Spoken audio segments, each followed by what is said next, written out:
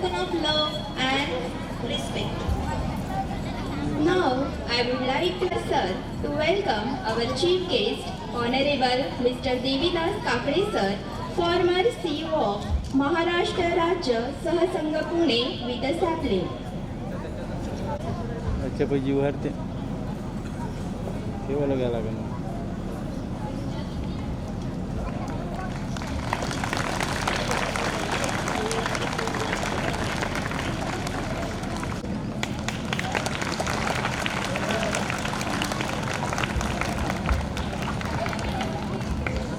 Now, I'd like to invite Mrs. Neeta ma'am to welcome Mr. Khemratji Gurekar sir, President of our today's program and Chairman of Disha School of Innovative Learning, Baroda.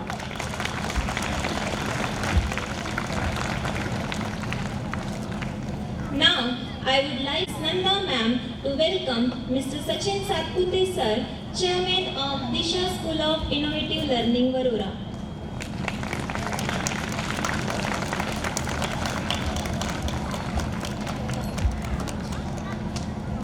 Now,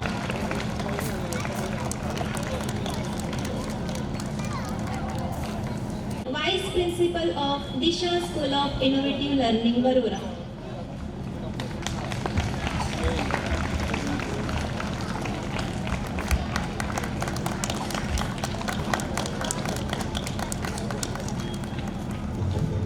Mrs. Nanda ma'am to welcome Mr. Sandeep Dakre sir, Principal of Disha Junior Science, Commerce and Arts College, Baroda.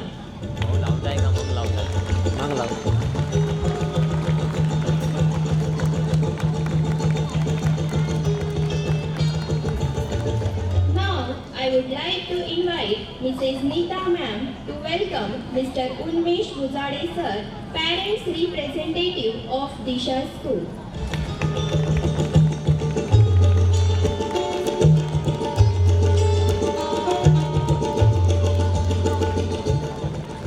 Now, I invite to welcome Sonali Tikhat ma'am, Parents Representative of our school.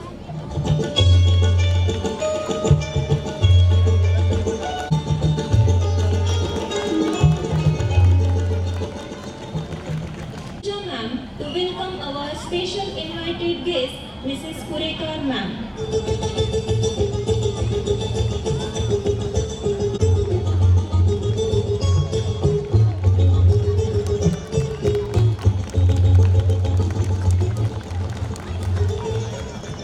Come forward and address the gathering. चा मार्ग नेहमी पत्करणारे महात्मा गांधीजी, तसेच भारतीय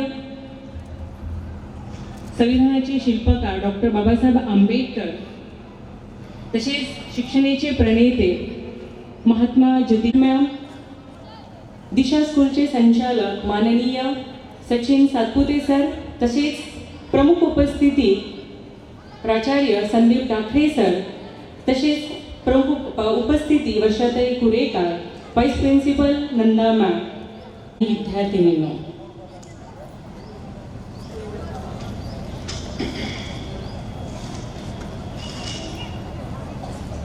it gives me immense pleasure to welcome you all of you of our annual day celebration उडान 25-26.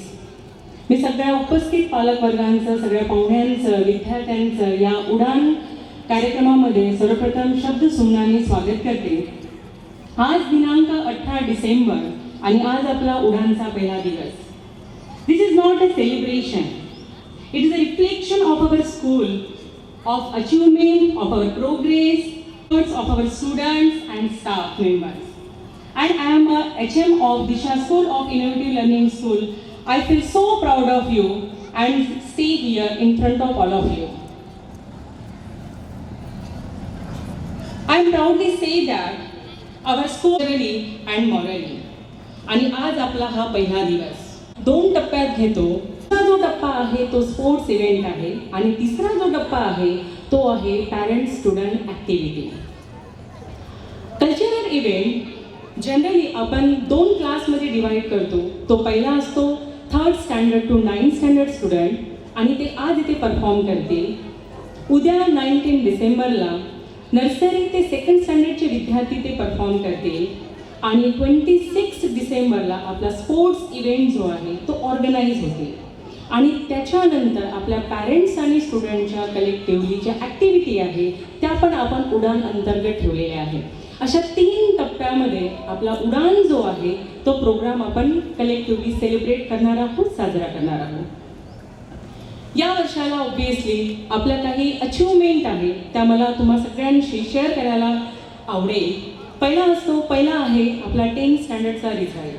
आपल्या 10th स्टँडर्डला 29 student होते आणि त्याच्यापैकी 29 पैकी आपले 18 स्टुडंट जे आहे ते डिस्टिंक्शन मिळालेलं आहे. त्याच्यापैकी 8 जे स्टुडंट आहे ते 80+ अबाऊ आहे आणि 2 स्टुडंट हे 90 अबाऊ पर्सेंटेज मिळालेले आहे. त्याच्यानंतर सोबतच आपल्या अकॅडमिक अचिव्हमेंटमध्ये जो महत्त्वाचा पार्ट आहे तो शिष्यवृत्ती एक्झामिनेशनचा. आपल्या शाळेमधले असे 2 विद्यार्थी आहेत त्या शिष्यवृत्ती एक्झामिनेशनला बसले होते. त्याच्यापैकी डिस्ट्रिक्ट लेवलला हिमानी साळवे हिचा 17वा रँक आहे आणि गव्हर्नमेंटकडनं तिला स्कॉलरशिप इश्यू पण झालेली आहे. तसेच निकुंज वाघे हा विद्यार्थी एक्झामिनेशन त्यांनी क्रॅक केली आणि त्याला गव्हर्नमेंटकडनं शिष्यवृत्ती प्राप्त झालेली आहे.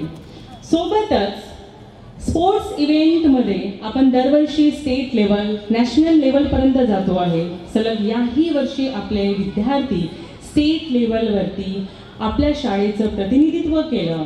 त्याच्यामध्ये स्टेट लेवल कराटे कॉम्पिटिशन्समध्ये Kiran Goche got a silver medal. तो काय करतो आहे इथे, त्याला आपण प्रोत्साहन केलं पाहिजे या दृष्टिकोनातूनच इथे आलेला आहे.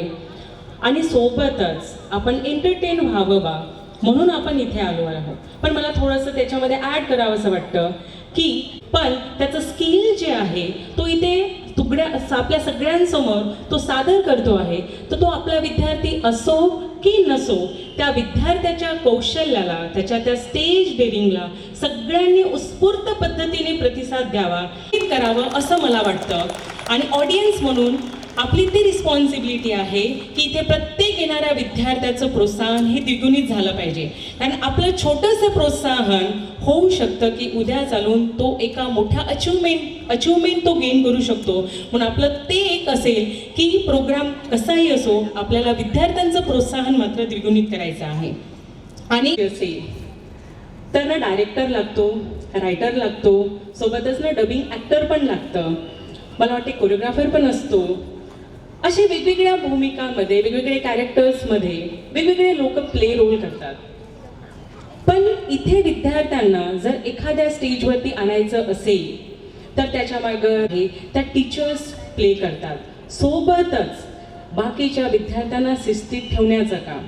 आज जर ते परफॉर्मन्स होतील ना, एका टीचरने अप्रॉक्सिमेटली 4 परफॉर्मन्सचा कोरिओग्राफ केला आहे. आणि एका विद्यार्थ्याला म्हणजे 25 ते 20 विद्यार्थ्यांचा डान्स परफॉर्मन्सेस सुरू असताना बाकीच्या विद्यार्थ्यांना क्लासमध्ये कसं शांतपणे ठेवलं गेलं पाहिजे, त्यांना कसं गुंतवून ठेवलं पाहिजे, सोबतच त्यांची मदतही घेतली पाहिजे, या सर्व भूमिका टीचर्सनी या 15 दिवसाच्या ड्युरेशन्समध्ये केलेल्या आहेत. आणि हे त्यांचं विद्यार्थ्यांचं, तर मला असं वाटतं की एकदा त्या सर्व टीचर्ससाठी, त्या डायरेक्टरसाठी, म्युझिक कंपोजरसाठी, त्या रायटरसाठी एकदा जोरदार टाळ्या होऊन जायला पाहिजे.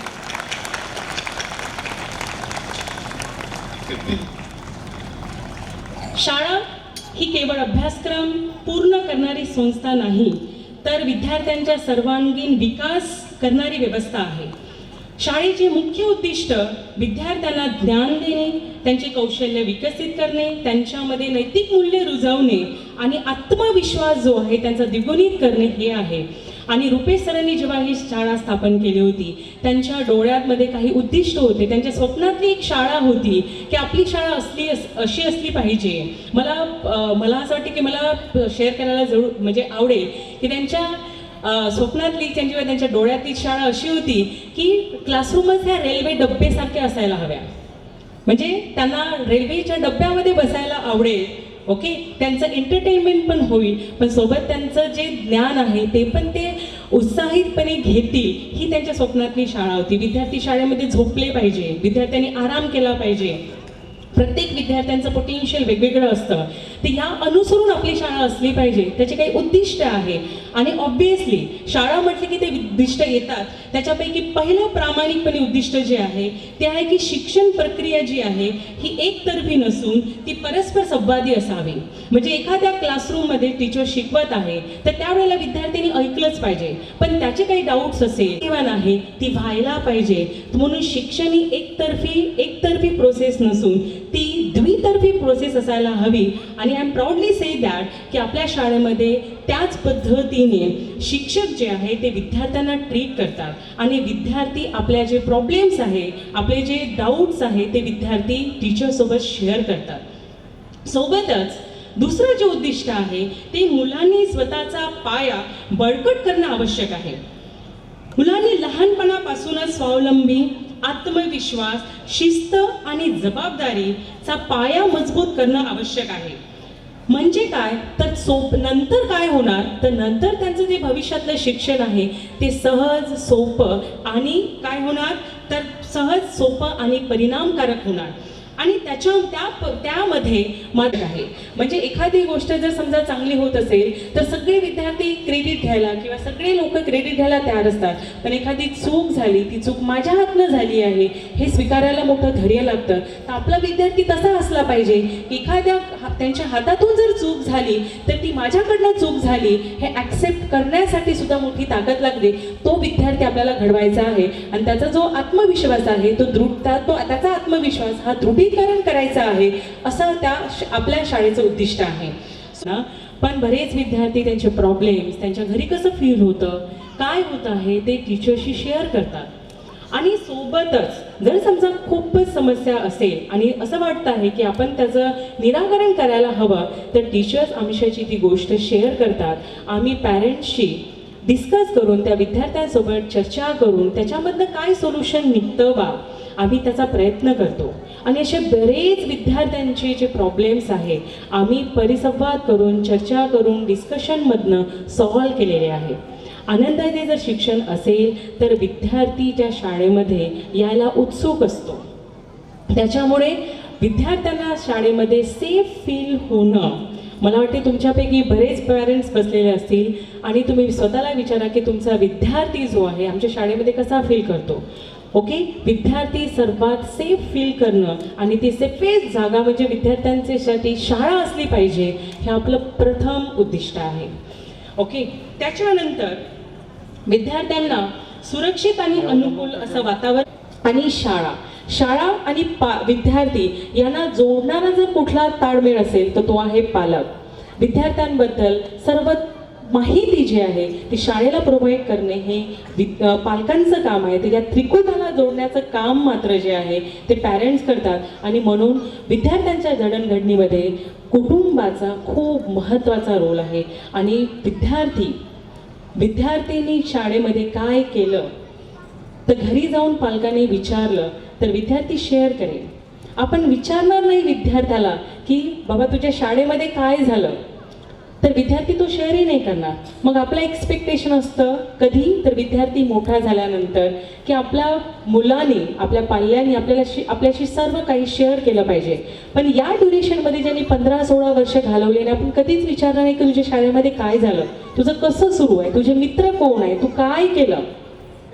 ह्या गोष्टीबद्दल जर आपण विद्यार्थ्यांमध्ये डिस्कशन केलं नाही तर विद्यार्थी आपल्याशी का म्हणून शेअर करेल. त्याच्यामुळे विद्यार्थ्यांनी घरी गेल्यानंतर आपल्या पालकांशी परिसंवाद करणे खूप आवश्यक आहे. आणि आम्ही हे सतत तुम्हाला सांगतो आहे की विद्यार्थ्यांनी घरी गेल्यानंतर कमीत कमी अर्धा तास जो आहे तो पालकांसोबत घालविला पाहिजे. त्यांच्या जडणघडणीमध्ये सर्वात मोठी भूमिका ही तुमची आहे. त्याच्यानंतरची जी भूमिका आहे ती शाळेची येतं. नंतर जिज्ञासा ही शिक्षण प्रणालीमधली वात आहे. जिज्ञासा म्हणजे काय तर एखाद्या विषयाची आवड होणे, ही गोष्ट कशी घडते ती विचारणे आणि ती आकलन करून घेण्याचा प्रयत्न करणे. जर ही विद्यार्थ्यांमध्ये असेल तर शिक्षण हे अर्थपूर्ण होतं. आणि शिक्षकांनी विद्यार्थ्यांच्या जिज्ञासेला प्रोत्साहन देणं मात्र हे शिक्षकांचं काम आहे. एखादा प्रश्न जर विद्यार्थ्यांनी विचारला आणि जर समजा त्या शिक्षकांनी त्याला रागावून खाली बस जर म्हटलं तर ऑब्विसली तो विद्यार्थी पुन्हा प्रश्न विचारण्याची हिंमत नाही करणार.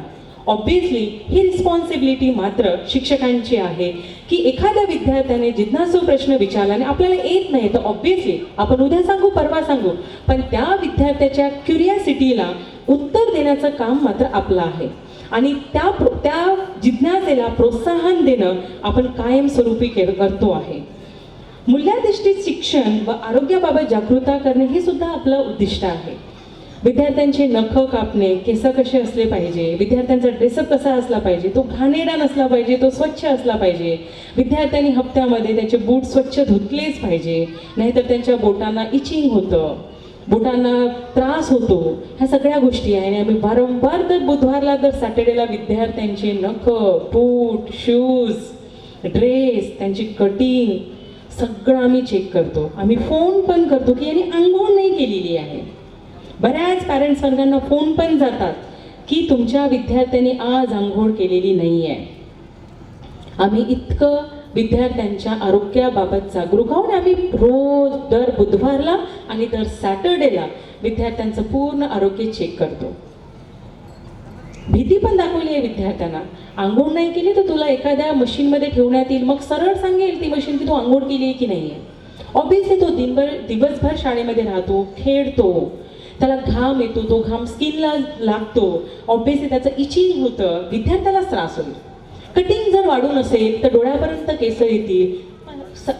कितीतरी वेळा विद्यार्थी केस त्याचे डोक्यावरून घालतील, त्याचं अर्धलक्ष केसामध्ये, अर्धलक्ष ज्ञान घेण्याच्या प्रोसेसमध्ये.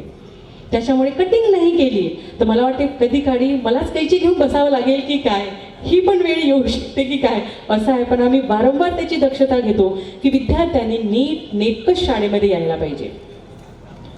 Every child has a own potential, different potential, and त्या विद्यार्थ्याचं ओन पोटेन्शियल किंवा त्याचं स्वतःचं पोटेन्शियल द्विगुणित होण्याचा मानस मात्र आमचा आहे आणि आम्ही त्याच्यासाठी प्रयत्नशील आहोत. प्रत्येकच विद्यार्थी अकॅडमिकसाठी बनलेला नसतो. काही विद्यार्थ्यांना म्युझिकमध्ये आवड असते, काही विद्यार्थ्यांना ड्रॉइंगमध्ये आवड असते, काही विद्यार्थ्यांना कविता लिहिण्यामध्ये आवड असते. असे बरेच विद्यार्थी आहेत. काही विद्यार्थ्यांना स्टोरी लिहिण्यामध्ये पण आवड असते. त्या कलेला प्रोत्साहन मिळावं म्हणून आम्ही एक बोर्ड तयार केलेला आहे शाळेमध्ये. जर विद्यार्थ्याला कुठली कविता सुचली, एखाद्या विद्यार्थ्याला वाटतं आहे की आपण एखाद्या विषयावर काहीतरी लिखाण करावं, त्या विद्यार्थी तो लिहू शकतो. त्याचं नाव, त्याचं क्लास तो त्या बोर्डवर आणून चिपकवतो. आणि जर समजा खूपच छान असेल, आपल्याला आवडला आहे, ऑब्व्हियसली आम्ही त्या विद्यार्थ्यांची नावं पण घेतो, पण खूप छान असेल तर त्या विद्यार्थ्याला आम्ही क्लॅप करून म्हणजे सगळ्यांसमोर त्याच्यासाठी आपण टाळ्या पण करतो आहे. कारण प्रत्येक विद्यार्थ्यांमध्ये वेगवेगळं पोटेन्शियल आहे हे आपण ओळखलं पाहिजे. ऑब्व्हियसली ते सांगण्याचं काम आमचं आहे आणि त्याचं प्रोत्साहन देण्याचं काम पालक प्लस शिक्षकांचं आहे. त्याच्यामुळे आपण त्याच्या प्रत्येक गुणांना वाव देणं ही आपली रिस्पॉन्सिबिलिटी आहे. सोबतच विद्यार्थ्यांना सेल्फ लर्निंग यावी. Obviously from nursery standard to 5th standard विद्यार्थ्यांना घोकंपट्टी करावी लागतं. कारण आपणही लहानपणी 2 1 2 2 2 4 किंवा बेकबे आणि बेदुने 4, आपण मराठी शाळेमधून आलो तर बेकबे आणि बेदुने 4 आपण केलेलं आहे. जर हे आपल्याला पाठ असेल तर आपला गुणाकार, भागाकार ह्या सगळ्या गोष्टी सोप्या होतात. तर काही गोष्टी ऑब्व्हियसली आपल्याला त्या लर्न कराव्या लागतात, पण काही गोष्टी ज्या असतात त्या समजून घ्याव्या लागतात. त्या समजून घेण्यासाठी जर शिक्षकांनी एकदा शिकवलं तर घरी जाऊन ते वाचावर पण लागतं. 5th स्टँडर्डपर्यंत एखाद्या विद्यार्थ्याने घोकंपट्टी केली तर चालतं, पण ऑनवर्ड क्लासेसमध्ये फ्रॉम 6th स्टँडर्डपासनं विद्यार्थ्यांनी सेल्फ लर्निंग करणं खूप आवश्यक आहे. हा रिसर्च आहे की एखादा विद्यार्थी 10 लोकांकडनं जर एखादी गोष्ट ऐकत असेल तर त्याला 1 महिना लक्षात राहील. पण एखादा विद्यार्थी एखाद्या व्यक्तीकडनं ऐकत असेल आणि तो 10 वेळा वाचन करत असेल तर ती गोष्ट त्याच्या कायम स्वरूपी लक्षात राहते. हा रिसर्च आहे. आणि मी तुम्हाला पॅरेंट्स मीटिंगमध्ये पण वारंवार सांगते आहे की विद्यार्थी 10 ठिकाणी जाऊन किंवा 10 लोकांकडनं ऐकून फक्त तो कागदोपत्री तुम्हाला दिसेल की त्याचे मार्क्स किंवा हे पर्सेंटेज वाचतो आहे, पण खरंच त्याला कन्सेप्ट समजला आहे का, त्याच्यासाठी मात्र त्याला सेल्फ लर्निंग करणं खूप आवश्यक आहे. सेल्फ लर्निंगची सवय लागावी आणि ती बालपणापासून लागावी म्हणून आम्ही from first standard to onward क्लासेसला काही क्लासेसला आम्ही लायब्ररीमध्ये विद्यार्थी पाठवतो. काही क्लासेसमध्ये आम्ही स्वतः 30-30, 40-40 पुस्तकं क्लासमध्ये घेऊन जातो. त्याच्यामध्ये कथा, कादंबरी असेल, काही मोटिवेशनल म्हणजे पुस्तकं असतील, ज्याला जे पुस्तक लागतंय ते पुस्तक घेतात. विद्यार्थी निदान चित्र तर बघतील, चित्र बघून 2 लाईन तर वाचतील, हा आमचा मानस आहे. आणि आम्ही वर्ग म्हणजे लायब्ररी क्लास आम्ही सुरू केला त्या क्लासेससाठी फर्स्ट स्टँडर्डला, सेकंड स्टँडर्डला. कारण विद्यार्थी जर पुस्तक नेतील तर हरवतील, आमच्याच लायब्ररीचे पुस्तकं कमी होतील. मग काय, पुस्तक नाही आणलं, पुस्तक नाही आणलं, त्याच्यापेक्षा आम्ही सरळ पुस्तक घेऊन जातो क्लासमध्ये विद्यार्थ्यांच्या आणि विद्यार्थ्यांना अर्धा तास तुम्ही पुस्तक चाळा. तुम्हाला स्टोरी बघायची आहे स्टोरी बघा, चित्र बघायचं आहे चित्र बघा, वाचायचं आहे तुम्ही वाचू शकता. या पद्धतीने आम्ही लायब्ररीचा क्लास आपण क्लासमध्ये सुरू केलेला आहे. का त्याच्या मागचा उद्देश असा आहे की आज स्टोरी वाचतील, उद्या काही कादंबरी वाचतील, कादंबरीमधून होऊ शकतं की तो मोटिवेशनल पुस्तकं घेतील आणि नंतर त्याचं हे जे आहे ते वाचन खंडित न राहता ते सतत सुरू राहतील आणि डायरेक्टली इनडायरेक्टली त्या विद्यार्थ्याचा आपल्या पुस्तकांशी संलग्न येतील आणि विद्यार्थी सेल्फ लर्निंगला मोटिवेट होतील. हा आमचा त्याच्यामागचा उद्देश आहे. अकॅडमिक सोबतच को करिक्युलम ॲक्टिव्हिटी व्हायला पाहिजे आणि म्हणूनच आपण दरवर्षी उडान घेतो. त्याच्यामध्ये स्पोर्ट्स असेल किंवा कल्चरल ॲक्टिव्हिटी असेल, बाकीच्या ॲक्टिव्हिटी असेल, ह्या सगळ्या ॲक्टिव्हिटी आपण रन करतो. कारण प्रत्येक विद्यार्थ्यामध्ये काही स्किल असतं, ते सगळ्यांसमोर आलं पाहिजे आणि म्हणूनच आम्ही अकॅडमिक सोबतच को करिक्युलम गायडन्स आपण घेतो. रुपेश सर जेव्हा इथे आले होते त्यांच्यासाठी आपण मार्गदर्शन म्हणून त्यांच्यासाठी स्टेमवरती त्यांनी विद्यार्थ्यांना एक मार्गदर्शन ठेवलं होतं. आम्ही विद्यार्थी तिथे घेऊन गेलो होतो. विद्यार्थ्यांना स्टेम म्हणजे काय असतं, कसे पुढचं जग बदलणार आहे, आपण कशा पद्धतीने तयारी करायला हवी, त्यांचा गायडन्स ठेवला आहे. सोबतच येणाऱ्या 27 डिसेंबरला रुपेश सरांचेच मित्र DRDOचे सायंटिस्ट आहे ते आपल्या शाळेमध्ये येत आहे. आपण from 8th standard to 12th स्टँडर्डच्या विद्यार्थ्यांना गायडन्स म्हणून सायंटिफिक अप्रोच विद्यार्थ्यांमध्ये डेव्हलप झाला पाहिजे. त्यासाठी Thank you, ma'am, for your inspiring address. Hello. Now, I request Mr. Sandeep Dakre sir kindly say few words for this occasion. नाही आठवण नाही राहिली. सर्व थोर महापुरुषांच्या प्रतिमेस वंदन करतो. मंचावर उपस्थित आजच्या कार्यक्रमास प्रमुख पाहुणे म्हणून लाभलेले मी सांगतो तसं फोन करतो. आदरणीय काकडे सर, हो हो. आदरणीय डॉक्टर श्री उगेमोगे सर, खेमराज भाऊ कुरेकर, घरी कोणाला फोन करू. तसेच श्री सचिन सातपुतेजी, माननीय गुजाडे सर, माननीय या स्कूलच्या principal Neeta ma'am, Nanda ma'am, देऊ का?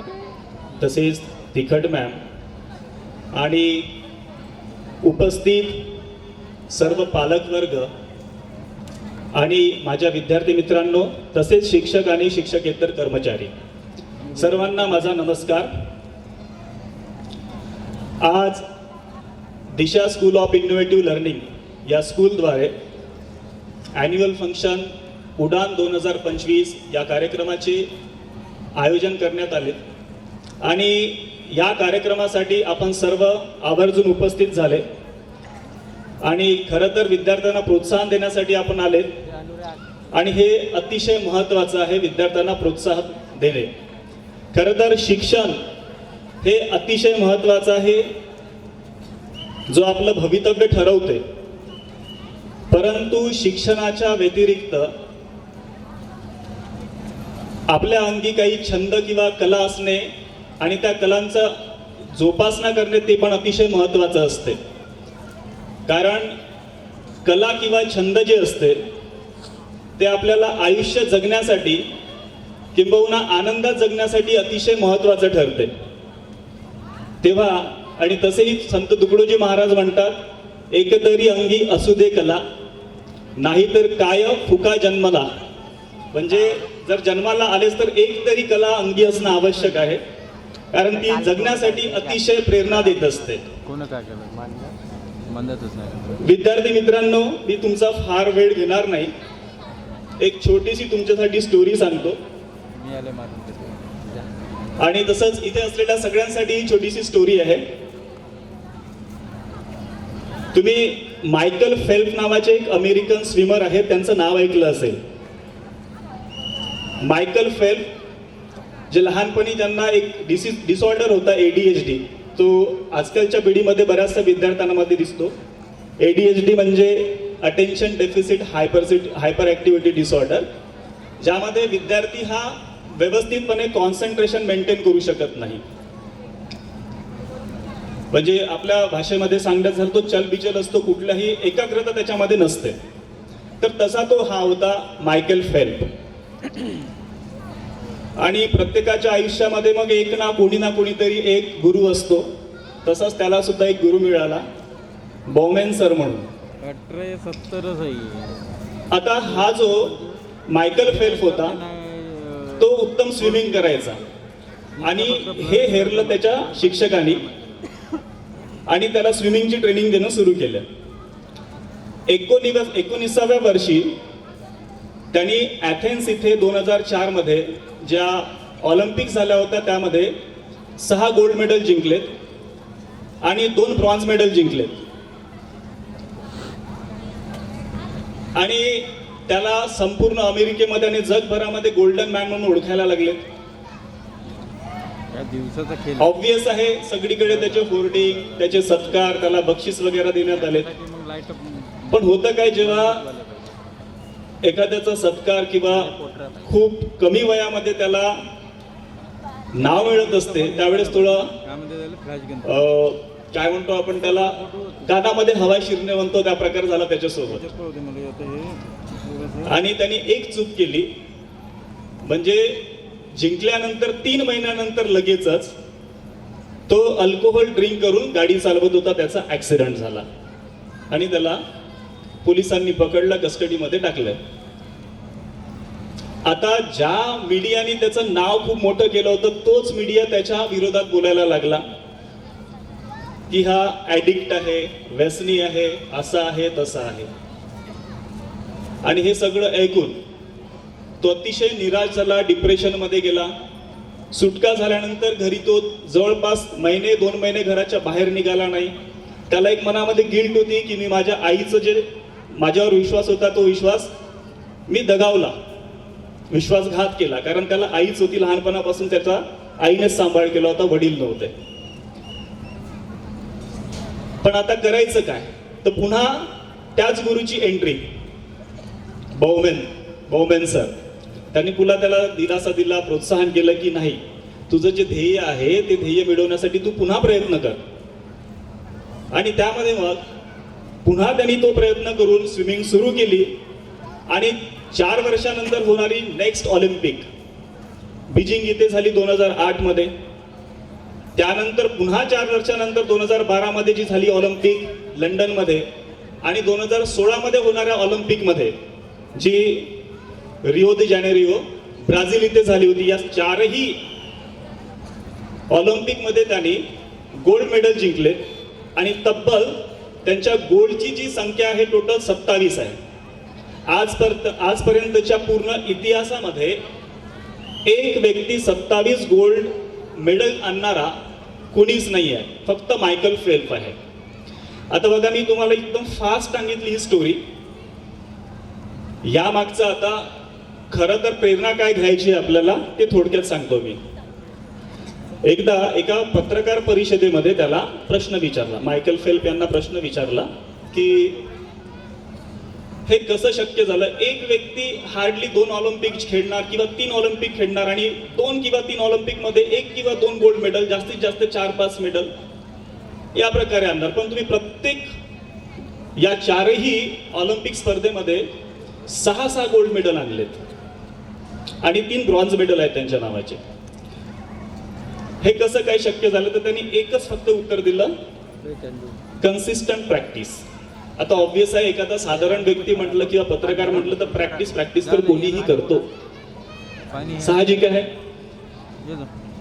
मायकेल फेल्प काय म्हणाला, तुम्ही व्यवस्थित ऐकलं नाही. मी म्हणालो कन्सिस्टंट प्रॅक्टिस म्हणजे माझ्या सरावामध्ये सातत्यता होती. आता सातत्यता कशी त्यांनी ते एक्सप्लेन करून सांगितली. एका वर्षामध्ये 12 महिने या 12ही महिन्यामध्ये 365 दिवस मी रोज प्रॅक्टिस केली. असं कसं शक्य आहे? आपल्यासारख्याच्या मनामध्ये एक प्रश्न येतो की असं कसं शक्य आहे की 365 दिवस प्रॅक्टिस. या 365 दिवसामध्ये ॲटलिस्ट बर्थडे तर सेलिब्रेट केला असेल त्यांनी, ख्रिश्चन असल्यामुळे त्यांनी क्रिसमस सेलिब्रेट केली असेल, प्रोग्राम तिकडे पण होतात, वेडिंग सेरेमनी वगैरे वेगवेगळ्या सेरेमनी अटेंड केल्याच असेल. पण त्यांनी तेच सांगितलं की मी हे सगळं करत होतो परंतु मी माझी प्रॅक्टिस कधीच सोडली नाही. लक्षात ठेवा मित्रांनो, आपण सगळे प्रयत्न करत असतो पण प्रयत्नांमध्ये सातत्यता असणे अतिशय महत्वाची आहे. जर सातत्याची जोड लागली प्रयत्नांना तर तुमचं ध्येय जे आहे ते निश्चित तुम्हाला मिळणार. म्हणून प्रामाणिकपणे प्रयत्न करणे आणि त्याला कन्सिस्टन्सी हा शब्द जोडणे आणि नेहमी प्रयत्न करत राहणे, तर तुम्हाला तुमचं ध्येय जे आहे ते नक्कीच मिळणार. यासाठी मी तुम्हा सर्व विद्यार्थ्यांना खूप खूप शुभेच्छा देतो आणि माझे 2 शब्द संपवतो. धन्यवाद.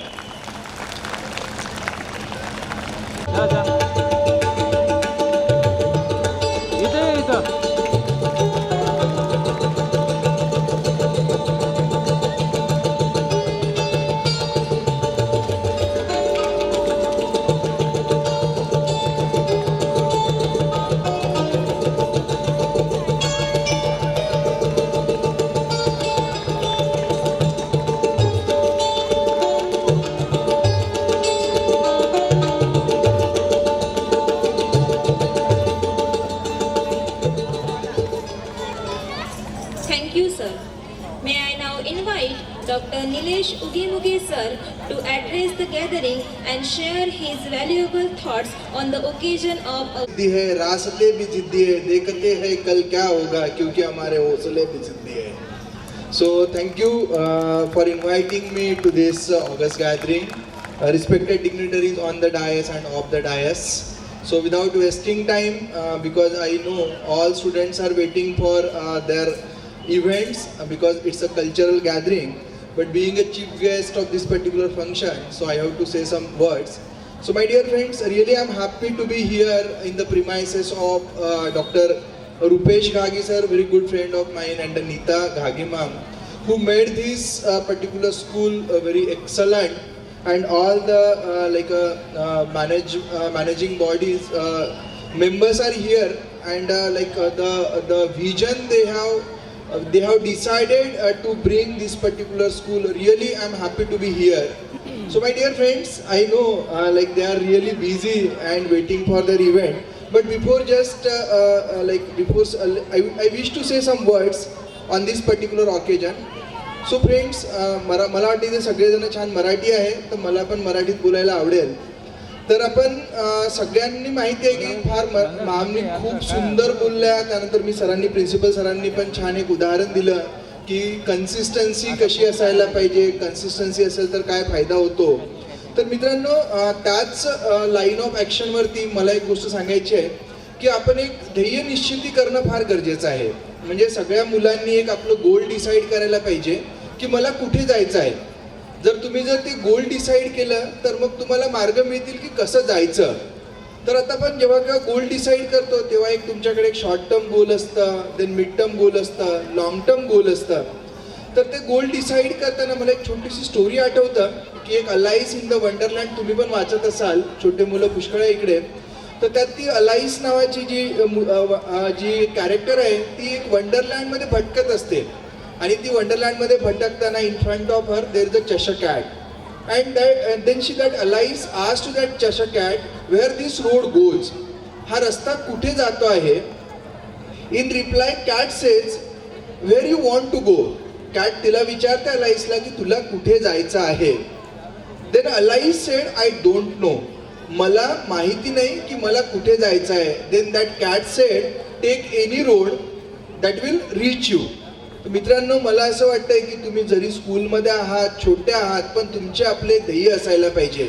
म्हणजे मलाही आज आठवतं की मी जेव्हा 5व्या वर्गात होतो, 5th स्टँडर्ड, आणि एक छोट्याशा गावात शिकत होतो, तेव्हा मला माहिती होतं की मला IIM मध्ये शिकायला जायचं आहे. म्हणजे 5व्या वर्गात असताना, आणि किती IIM होते हे सुद्धा मी तेव्हाच्या काळात जसं ABC, LIK या पद्धतीने पाठ करायचो की Ahmedabad, Bangalore, Calcutta, then Indore Kozhikode like that. तर अशा पद्धतीने समजा असे काही ध्येय असतात, किंवा मला IAS बनायचं आहे, किंवा मला कुठे टीचर बनायचं आहे, किंवा प्रोफेसर बनायचं आहे. जर असं जर तुमच्याकडे जर ध्येय असेल तर तुम्ही तो ध्येय गाठण्यासाठी मार्ग शोधू शकता. पण आता हे जर ध्येय गाठायचं आहे तुम्हाला, तर त्यासाठी तुम्ही काय करायला पाहिजे. तर खूप छान स्कूलमध्ये तुम्ही आहात. पॅरेंट्सला पण सांगू इच्छितो की रुपेश घागे सरांनी जे काही त्यांच्या आयुष्यामध्ये अचीव केलं आहे ते रिअली मार्वलस आहे.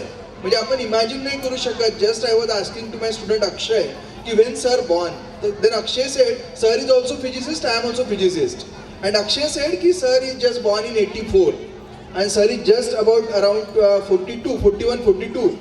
So my dear friends, really it's a wonderful school with a vision, because I am the follower of Shrikant Jitskar, and after that I found ki the person like Rupesh Ghage sir, what he is doing in his life, like as we know he is following his passion after having this kind of the empire also. तर इथे असणाऱ्या मुलांना मला वाटतं की सरांच्या पेक्षा दुसरा कुठला आदर्श असू शकणार नाही. तर त्यांनी जर सरांचा जरी आदर्श घेतला तरी इथला प्रत्येक मुलगा हा मोठा बनू शकेल. आणि सरांचं जे एक्सपोजर आहे की इंडियामध्ये सुद्धा एका प्रेस्टिजियस पुणेसारख्या विद्यापीठातनं पास करून आज जर्मनीसारख्या कंट्रीमध्ये PhD करतात आहे, तर या सगळ्या गोष्टी खरंच क्रेडिटेबल आहे. तर सगळ्या विद्यार्थ्यांनी, सगळ्या पालकांनी, मला असं वाटतं की फार सगळेजण लकी आहात की you all are the part of this kind of the school. तर आता जर समजा आपल्या विद्यार्थ्यांचं एक ध्येय आहे, किंवा पालक पण म्हणतात की माझ्या मुलांनी काय करायला पाहिजे, तर मी तुम्हाला एक छोटे छोटे माझे उदाहरणं सांगतो. माझा पण मुलगा 5th स्टँडर्डला आहे. तर मला माहिती आहे की ते मुलं वाचत नाही खूप. त्यांना कितीही सांगा तुम्ही की हे बुक वाच, ते बुक वाच, ते वाचणार नाही. पण तरी पण मी तुम्हाला थोडेसे काही सजेशन सांगतो की तुम्ही त्यांना उपलब्ध करून द्या. तर मी साधं छोट्या 2-3 गोष्टी माझ्या घरी करण्याचा प्रयत्न केला. सायन्स रिपोर्टर नावाचं एक मॅगझिन असतं, आम्ही पण आमच्या काळात वाचायचो. तर मी सगळ्यांना एक रिक्वेस्ट करतो की प्रयत्न करा, जर तुम्ही अफोर्ड करू शकत असेल तर तुमच्या मुलाला त्याचं सबस्क्रिप्शन लावून द्या. कधीतरी तो मुलगा त्याचे पेजेस चाळतील, तो त्यातले आर्टिकल्स बघतील की where world is going, what exactly happening in terms of the science and technology. तर अशा छोट्या गोष्टी त्यांना आपोआप ते बघायला सुरू करतील. कधी कधी त्याला ती प्रेशर पण येतं की महिनाभर झालं माझ्याकडे मॅगझिन आहे, मी तर काहीच बघितलं नाही. कधी जेव्हा मी त्याच्याशी बसतो, मी विचारतो त्याला की तू यातलं काय वाचलं, कुठलं आर्टिकल वाचलं. Then he is telling me many stories कि सर पापा मैंने तो DNA के बारे में पढ़ा है, मैंने तो मतलब जो आपके लाइटिंग में आप लोग रिसर्च करते हो, तो I know what exactly going in this particular field. तर अशा पद्धतीने एखादं मॅगझिन तुम्ही घरी लावण्याचा प्रयत्न करा. ॲटलिस्ट वीकमध्ये एक दिवस न्यूजपेपर घरी लावा. म्हणजे may be like Indian Express किंवा द हितवादासारखा कुठला paper, because your ward is studying in English school. तर त्यातनं काय होतील की ते वाचणार. कदाचित आज पहिल्या वीकला नाही वाचणार, दुसऱ्या वीकला नाही वाचणार, पण तिसऱ्या वीकला at least they will turn the pages. आणि तुम्हालाही वाटायला लागेल की नाही माझा मुलगा आता तो वाचणं शिकेल. तर अशा पद्धतीने छोट्या ट्रिक्स आपल्याला बिईंग अ पॅरेंट्स पण करणं फार गरजेचे आहे. त्यासोबतच he is always saying I want to become IAS officer. ठीक आहे बाबा, तुला बनायचं यू कॅन, पण काय लागतं तुला IAS ऑफिसर बनायसाठी. So we are so much fortunate, many friends are IAS. तर मी त्याला कधीतरी कुठेतरी कुठल्या तरी IAS ऑफिसरकडे मुद्दाम घेऊन जातो की सो दॅट त्याच्या डोक्यामध्ये असायला पाहिजे की त्यांची केबिन कशी असतं, त्यांना ऑनर काय असतं, कशा पद्धतीने ते ऑफिस हँडल करतात. तर या सगळ्या गोष्टी सुद्धा तुम्ही पण तुमच्या मुलांना तुम्ही करू शकता. तुम्ही जसं मॅडमनी म्हटलं की DRDOचे सायंटिस्ट या स्कूलमध्ये येणार, तर मुलांना DRDO काय आहे तर ते जेव्हा मोबाईल बघतील तर मोबाईलमध्ये त्यांना शिकवा की गुगलमध्ये थोडंसं बाबा तू एवढं सगळं बघतोय तर तिथे DRDO पण टाकून बघ. आणि घरी पण जेव्हा आपल्याकडे माहिती आहे की मुलं आपले मोबाईल बघतात, घरी यूट्यूब बघतात, तर यूट्यूबमध्ये तुम्ही प्रयत्न करा सगळ्या पॅरेंट्सनी की अशा कुठल्या गोष्टी शोधण्याचा प्रयत्न करा. कारण आपल्याला माहिती आहे यूट्यूब AI यूज करतं, आर्टिफिशियल इंटेलिजन्स, आणि ते तशाच पद्धतीच्या न्यूज किंवा जे काही आपले जे व्हिडिओज असतात ते दाखवणं सुरू करतात. जसं सरांनी एक आता एक्झाम्पल दिलं तसे एक्झाम्पल सर्च करा. तर मग कधी कधी मुलं त्यांच्या चॉईसचे बघतात, पण कुठेतरी ते त्यांच्या आपल्याला ज्या डायरेक्शनला घेऊन जायचं आहे तिकडे त्यांना टर्न करू शकतो. तर हे छोटे ट्रिक्स आहे. मला माहिती आहे की खूप पॅरेंट्स या सगळ्या गोष्टी याहीपेक्षा चांगल्या गोष्टी करत असेल, पण ज्या मी करतो ते मी प्रयत्न केला आहे की मी तुमच्याशी सांगण्याचा.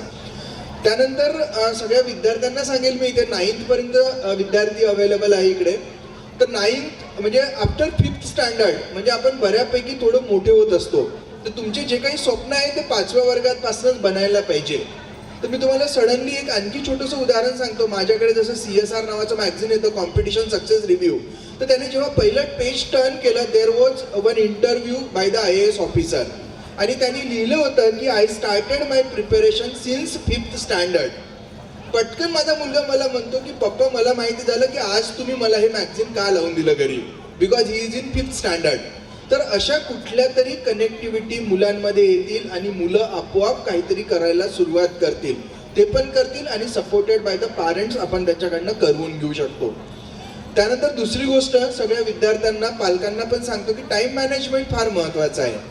प्रत्येकाने जर टाईम मॅनेजमेंट, मुलांचं टाईम मॅनेजमेंट, आपलं टाईम मॅनेजमेंट, कधी कधी मुलं म्हणतात की स्कूलची बस बाहेर आलेली असते, काही नाही होत, 5 मिनिट तर ड्रायव्हर उशिरा येतो, पण त्याला ती सवय लागू देऊ नका. तर टाईम मॅनेजमेंटमध्ये एक छोटीशी स्टोरी सांगतो. काय होतं ना की आपल्याकडे जेव्हा आपण आज वेळ आहे, मुलांकडे वेळ आहे, आपल्याला वाटतं की तो त्यांनी फक्त आणि अभ्यासावरतीच त्यांना फोकस पण करू नका. म्हणजे जसं मॅडमनी सांगितलं की त्यांच्या एक्स्ट्रा करिक्युलर ॲक्टिव्हिटीज व्हायला पाहिजे, त्यांनी खेळायला पाहिजे, त्यांना ज्या ज्या गोष्टींमध्ये इंटरेस्ट आहे, की one day will come to know की exactly in which field our ward is interested. तर ते सगळं करताना तुम्ही प्रयत्न करा की त्यांना प्रेशर न येता टाईम मॅनेजमेंट कसं करता येईल, तर ते आपल्याला त्यांना शिकवता आलं पाहिजे. त्यानंतर एक छोटंसं मी एक सगळ्यांशी प्रिन्सिपल शेअर करतो, ज्याला मॅनेजमेंटच्या लँग्वेजमध्ये प्रिन्सिपल ऑफ हाऊसकीपिंग म्हणतात. We called the 5S. Nowadays it can become a 6S. तर त्यामध्ये 5Sचा जर विचार केला आपण, तर मुलांना आपण पहिलेपासून शिकवू शकतो. मॅनेजमेंटचे असे खूप प्रिन्सिपल्स असतात, 6 sigma, quality circles, TPM, total productivity management. तर मला असं वाटतं ते मॅनेजमेंटपर्यंत रेस्ट्रिक्ट न राहता आपण आपल्या घरी पण इम्प्लिमेंट करू शकतो आणि मुलं पण त्या गोष्टी करू शकतात. तर 5S मध्ये की मुलांनी हाऊसकीपिंग कशी केली पाहिजे. आपल्याला माहिती आहे मुलांकडे खूप पद्धतीचे बुक्स असतात, शाळेचे पुस्तकं आहे, त्यांनी कधी ऑलिम्पियाड लावल्या त्याचे बुक्स असतात, ते कुठे पेंटिंग करत असेल त्याचे बुक्स असते, आणि ते सगळं मम्मीवरती डिपेंड असतात. मम्मी हे कुठे आहे, मम्मी ते कुठे आहे, मम्मी ते कुठे आहे. Mummy is already busy, some womens are working आहे ना, मॅक्झिमम असतातच. तर त्या सगळ्या ह्याच्यात केओस क्रिएट होतो. तर मुलांना आपण शिकवायला पाहिजे की आपण छोटे छोटे जर जापनीज प्रिन्सिपल्स आहेत तर ते जर आपण फॉलो केले तर डेफिनेटली त्यांचा पण वेळ वाचेल आणि आपले पण स्ट्रेस कमी होतील. तर मी थोडंसं 5S प्रिन्सिपल काय आहे ते तुमच्याशी डिस्कस करतो. सगळ्यात पहिले ज्या कुठल्या गोष्टी आपल्याकडे अवेलेबल आहेत त्याला सॉर्ट करता आलं पाहिजे. सॉर्ट झालं की त्याला आपण सेट इन ऑर्डर, म्हणजे आपल्याला कुठली गोष्ट कुठे ठेवली पाहिजे, लिव्हिंग रूममध्ये कुठलं असलं पाहिजे, स्टडी रूममध्ये कुठलं असलं पाहिजे. तर या सगळ्या गोष्टी सेग्रिगेट झाल्या, then you can have set in order. त्यांना ॲप्रोप्रिएट ऑर्डरनी ठेवता आलं पाहिजे. After that you can shine. There is a third S is shine. त्याला व्यवस्थित चकाकून किंवा अशा पद्धतीने ठेवता आलं पाहिजे. Then standardise. तर त्याच गोष्टी आपल्याला स्टँडर्डाईज म्हणजे जेव्हा आज आपण एक दिवस ठेवून होणार नाही, तर आपल्याला रोज ठेवता आलं पाहिजे की मी जर ती प्रत्येक गोष्टीसाठी प्लेस डिसाईड केली तर मी माझी ती गोष्ट त्याच प्लेसला गेलेली पाहिजे. And last one is that must be sustain. जर सस्टेन नाही झालं तर आपल्याला कुठलीही डेव्हलपमेंट ही कामाची नसतात. तर या पद्धतीने आपण छोटे छोटे प्रिन्सिपल जे जापानमध्ये लोक करतात ते आपण पण इम्प्लिमेंट आपल्या घरामध्ये सुद्धा करायला पाहिजे. आणि शेवटचे 2 गोष्टींवरती थोडंसं एम्फसाईज करतो, 3-4 मिनिट आणि संपवतो मी. One approach we called the cash approach. तर मित्रांनो, सगळ्या स्टुडंट्सला मी सांगतो आहे की तुम्ही नॉलेज गेन करण्यामध्ये जास्तीत जास्त एम्फसाईज करा. के म्हणजे नॉलेज. तर ते आपल्याला माहिती आहे की पुस्तकांमधनं आज शाळेमध्ये आपण शिकतो आहे त्या सगळ्या ह्याच्यातनं आपण जास्तीत जास्त नॉलेज आपण इम्पार्ट करू शकतो, घेऊ शकतो, आत्मसात करू शकतो. Another A is the attitude. फक्त नॉलेज घेऊन चालणार नाही, तर तुमची सोच, ज्याला म्हणतो आपण की विचार करण्याची पद्धत, त्याला आपण ॲटिट्यूड म्हणतो, ती पण डेव्हलप झाली पाहिजे आणि ती शाळेमध्येच डेव्हलप होत असतात. Then S is the skill. आपण along with the knowledge, attitude, you must required some skill. जे मॅमनी सांगितलं की तुमच्याकडे सिंगिंग आहे किंवा कुठले तुम्हाला वाद्य वाजवता येतं का, पेंटिंग छान करता येतं का, अशा पद्धतीच्या तुम्ही स्किल डेव्हलप करण्याचा प्रयत्न करा. कम्युनिकेशन स्किल असतात, लिडरशिप स्किल आहे, टीमवर्क आहे. तर या सगळ्या शाळेमधनं सुद्धा डेव्हलप होऊ शकतात. यासाठी आपण कुठल्याही बी स्कूलमध्ये जाऊन तिथे शिकण्याची गरज नसतं. आणि जर तुम्ही शाळेपासून जर डेव्हलप झाले तर तुम्हाला जास्ती फायदा होतील आणि पुढे जाऊन तुम्ही जास्ती मोठे व्हाल. आणि last one is H is the habit. तर या सगळ्या गोष्टी जर तुमच्यात आल्या आणि तुम्ही जर तुमच्या हॅबिट डेव्हलप नाही झाल्या तर तुम्ही त्या लॉंग टर्म जाऊ शकणार नाही. आणि या प्रत्येक गोष्टींसाठी तुम्हाला माहिती आहे की there are many books available, like atomic habit by James Clear, एक छोटंसं बुक आहे by written by the James Clear. तर ॲटॉमिक हॅबिट म्हणजे रोज 1% जर इम्प्रूव्हमेंट केली तर at the end of 1 year you will be improve by 33%. आणि 3 वर्षानंतर तुम्ही तुमच्यामध्ये 100%, 100% बदल तुम्ही बघू शकता. तर अशी तुम्ही पुस्तकं वाचू शकता आणि अशा पद्धतीने स्वतःला डेव्हलप पण करू शकता. मी पॅरेंट्सला आणखी एक छोटंसं बुकवरनं उदाहरण सांगतो. माझा मुलगा बसमध्ये जातो, 1 तासाची जर्नी आहे नागपूरला शिकतो तो मस्ता करायचा. ड्रायव्हरची कंप्लेंट झाली तर आता त्या कंप्लेंटला रिझॉल्व्ह कसं करायचं. आणि माझी तर इच्छा आहे त्याला बसने पाठवायचं रिझनच ते आहे की त्यांनी मस्ता केल्या पाहिजे, पण त्या जास्ती होऊ नये. आणि ते आता जास्ती होत आहे म्हणून आपल्याकडे कंप्लेंट देतात. तर मग त्याला रिझॉल्व्ह करायचं काय, तर त्याला मी एक बुक दिलं आणि टार्गेट दिलं की तुला हे महिनाभरात बुक संपलं पाहिजे. शाळेत असताना त्याच्याकडे बिलकुल वेळ नसतो. इथे जसं शाळेमध्ये बिझी ठेवतात तसंच त्याच्या पण स्कूलमध्ये बिझी असतो. आल्यानंतर त्याला खेळायचं आहे तर मग बुक कुठे वाचणार. तर ही स्टार्टेड रीडिंग इन अ बस. आणि बसमध्ये वाचल्यामुळे त्याचा वेळ व्यवस्थित इन्व्हेस्ट व्हायला लागला आणि त्याचे जे काही कंप्लेंट्स होत्या त्या सगळ्या कंप्लेंट्स थांबायला लागल्या. तर असे छोटे छोटे इंटरव्हेन्शन्स पॅरेंट्सनी पण आपल्या मुलांमध्ये करायला पाहिजे. तर रिसेंटली मी तुम्हाला सांगतोय की त्यांनी बसमध्ये 2 पुस्तकं वाचले. 5व्या वर्गातच आहे. एक atomic habit by James clear आणि दुसरं ॲटिट्यूड इज एव्हरीथिंग. आणि तो मी गेलो की मलाच तो स्टोरीज सांगतो की पप्पा या बुकमध्ये अशा स्टोरीज आहे, त्या बुकमध्ये अशा स्टोरीज आहे, यांनी असा फायदा होतो, हा माणूस असा मोठा झाला. तर अशा सगळ्या गोष्टी मुलांनी आपल्याला सांगितल्या पाहिजे आणि ते त्यांच्या छोट्या वयात त्यांच्यामध्ये डेव्हलप होऊ शकतात. तर अशा पद्धतीने जर तुम्ही कॅश ॲप्रोचचा जर युटिलायझेशन केलं तर मला वाटतं की तुमचे मुलं आणि स्टुडंट्स पण इकडे तुम्ही स्वतः पण खूप चांगले डेव्हलप होऊ शकता. And at the end of this particular talk, just I want to share something about one of the savers approach. That is again I am taking from one of the book written by Hal Elrod in The Miracle Morning, the name of that book. And in that book, author says about the life savers approach. He has given coined one word he called as savers. S is the silence. आपण बघतो कधी कधी छोटे छोटे मुलं आहे की त्यांना अप्स अँड डाऊन येतात. एखाद्या मुलाला प्राईज मिळतं, त्याला मिळत नाही, डाऊन होतो. तर त्याला आपण पहिल्यापासून शिकवायला पाहिजे की तू सायलेन्स कसं मेंटेन करायचं. तुम्ही पण त्याला घेऊन जा. आनंदवन सारख्या छान प्लेसेस आहे इथे. आनंदवनमध्ये नेचरकडे ऑब्झर्व करायला शिकवा आणि मुलांना सांगा की बघा नेचर काही मागतं का. नेचर तर आपल्याला सगळं देत आहे, ऑक्सिजन देत आहे. We cannot calculate the cost of that oxygen. Birds बघा किती छान वरती हे करतात आहे. तर इन दॅट वे तुम्ही त्यांच्याशी जर नेचरशी कनेक्ट केले आणि तिथे जर त्यांना शिकवलं की सायलेन्सचा काय फायदा होऊ शकतो तर त्यांच्याकडे येणारे जे मोठे संकट असतात, टर्ब्युलन्स ज्याला म्हणतो, जेव्हा ते डिप्रेशनमध्ये जातात तर ते जाणार नाही. त्यांना माहिती असेल की नेचरकडे ऑब्झर्व करायचं आहे आणि आपल्या प्रॉब्लेमला आपल्याला अनालाइज करायचं आहे. That is the yes. Then A is affirmation. That like student or everybody must have a positive affirmation. I can do, I must do. हे मी करू शकतो, मी छान दिसतोय, मी छान करतो आहे. या पद्धतीचं आपल्या मुलांमध्ये आपण इंड्यूस करायला पाहिजे गोष्टींना. That is SAV is visualisation. तर सगळ्यांना सांगतो मी स्टुडंट्सला इथे की you can visualise your success where you want to go. जसं मला लहानपणापासून वाटायचं की जसं मी तुम्हाला म्हटलं की IIMमध्ये जायचं आहे, लाईक मला IAS व्हायचं आहे. Unfortunately I couldn't do that. मी नाही करू शकलो. लाईक आय हॅव क्वालिफाईड काहीतरी 7-8दा UPSC पास आहो, 9दा नेट सेट पास आहो, 7 विषयात पोस्ट ग्रॅज्युएट आहो, 2 डॉक्टरेट आहो. हे सगळं केलं मी माझ्या आयुष्यामध्ये. त्यानंतर I am guiding many students for PhD. पण असं वाटतं की ते जे कन्व्हर्जन आहे की नाही बा तिकडे नाही गेलो, पण ध्येय होतं की मला इथे जायचं. आता मला असं वाटतं की मी नाही पोचलो पण माझ्यामुळे कुणीतरी IAS झाला पाहिजे, माझ्यामुळे कुणीतरी जगाच्या पाठीवर एक सायंटिस्ट झाला पाहिजे. तर त्या पद्धतीने सुद्धा आपण आपलं स्वप्न पूर्ण करू शकतो. तर in that way we have to visualise our dreams. That is SAV. E for exercise. मुलांना कधीच त्यांना खेळण्यापासून अवॉइड करू नका. आज माहिती आहे आपल्याला सगळे मुलं मोबाईलमध्ये असतात. जर त्यांच्यामध्ये खेळायची आवड असेल त्यांना ॲटलिस्ट अर्धा तास रोज खेळू द्या. खेळायसाठी प्रवृत्त करा, कारण एक्झरसाइज मॅटर्स अ लॉट. कोविडमध्ये माहिती आहे आपल्याला सगळ्यांना शिकवलं की एक्झरसाइजमुळे आपण वी कुड save our life. That is E is matter. R is the reading. Reading of books really important. जर आपण बुक्सनी म्हणतात ना वाचाल तर वाचाल, है ना, वाचाल तर वाचाल. Readers are best leaders of the world. World, तर आपण त्या गोष्टी मुलांमध्ये टाकायला पाहिजे. मुलांनी पण जे 8वी 9वीचे मुलं आहे 5व्या वर्गापासून पण, तर तुम्ही छोट्या छोट्या स्टोरी छोटे छोटे बुक्स वाचणं सुरू करा. And last one is S for scribbling. स्क्रायबिंगचा अर्थ होतो लिहिणे. कधी मुलं आपल्याकडे येऊन म्हणतात की मला छोटीशी स्टोरीज लिहायची आहे, किंवा कुठे जर आपण त्यांना बाहेर घेऊन गेलो त्यांना लिहायला लावा की त्यांनी दिवसभर काय केलं. आणि कधी जर मुलं जर तुम्हाला सांगतील की नाही, मग त्यांना ते लिहिले तर काय होईल. आज सगळ्यात मोठं बघतो आपण, मुलं लिहायला बघत नाही. तर त्यांना लिहायला प्रवृत्त करा की एक पेज ॲटलिस्ट त्यांनी रोज लिहिलं पाहिजे. एक त्याला छान डायरी द्या, एक पेन द्या, तो मागतो तसं द्या. आणि then definitely one day that may be converted in to book.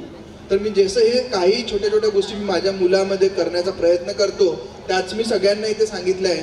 तर आय होप की सगळे विद्यार्थी आणि पालक हा लाईफ सेवर्स अप्रोच जर इम्प्लिमेंट करतील तर पालकांना पण फायदा होतील आणि विद्यार्थ्यांना पण फायदा होतील. तर मला जी काही आयोजकांनी इथे संधी दिली बोलायची त्याबद्दल मी डॉक्टर घागे मॅमचा फार आभारी आहोत. आणि सगळ्यांनी मला ऐकून घेतलं त्याबद्दल मी सगळ्यांचा आभारी आहोत. Thank you so much. Have a nice time.